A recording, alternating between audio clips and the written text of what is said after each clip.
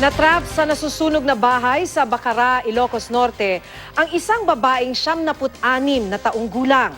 Yan at iba pang balita sa Luzon sa report ni Alfie Tulagan.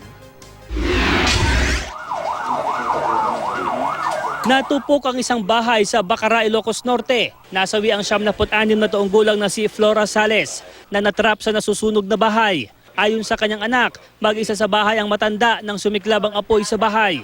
Hindi na raw sila makapasok sa bahay para mailigtas ang biktima dahil sa laki ng sunog.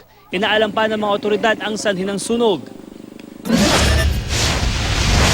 Natagpuan sa compound ng Bowac Pastoral Center sa Marinduque ang bangkay ng isang lalaki. Kinilala ang biktima na si John Winston Olivar na isang tauhan ng simbahan. Base sa investigasyon, nahulog daw ang biktima mula sa ikatlong palapag ng gusali. Internal hemorrhage daw ang ikinamatay ng biktima. Inaalam pa ng mga otoridad kung bakit nahulog ang biktima mula sa veranda. Sa Ilocos Norte, inaresto ang 3 sospek sa panggagahasa at pagpatay sa isang dalagita sa bayan ng San Nicolas. Mahigit 2 taon nagtago ang mga sospek na sina Raymond Seriales, Dennis Bulatao at Lionel Alcusin bago sila inaresto. Nadakip ang 3 sa magkakaibang lugar sa bayan. Ginahasa at pinatay raw ng 3 noong 2014 ang isang babaeng nooy 16 na taong gulang.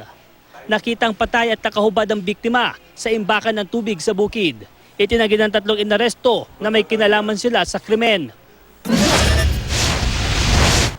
Sa bayan naman ng Sarat, inaresto ang isang kagawad ng Barangay 14 para sa kasong rape. Kinilala ang sospek na si Orlando James Gomez na nangmolesta raw sa kapitbahay niyang bagong panganak. Sumuko naman sa pulisya ang suspect na nakakulong na ngayon sa BGMP. Yan ang mga balita sa Luzon. Alfie Tulagan reporting.